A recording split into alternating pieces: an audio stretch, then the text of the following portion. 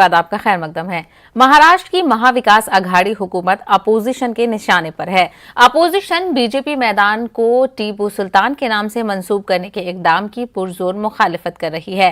Party इसके लिए सड़कों पर उतरेगी। पार्टी लीडर राम कदम ने साफ कर दिया है कि छत्रपति शिवाजी के नाम से मैदान को मंसूब किया जाए और अगर रियासती हुकूमत में ये जुर्रत नहीं है तो बीजेपी कारकुनान शिवाजी के नाम का पोस्टर वहां लगाएंगे। वीएचपी और बजरंग दल भी इस मामले पर एहतजाज कर रहे हैं। आज शाम एक तकरीब में रियासती वजीर असलम शेख मैदान को टीपू सुल्तान के नाम से मंसूब करेंगे। हमारी महाराष्ट्र के ठाकरे सरकार से मांग है कि उस मैदान को टीपू सुल्तान का नहीं बल्कि छत्रपति शिवाजी महाराज का नाम दिया जाए। यदि वह यह नाम देने का साहस नहीं करते तो हम स्वयं छत्रपति शिवाजी महाराज के नाम का बोर्ड वहां ले जाएंगे और उस मैदान को लगाएंगे।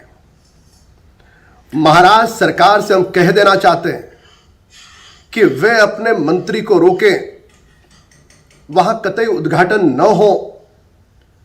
महाराष्ट्र की जनता का सम्मान ठाकरे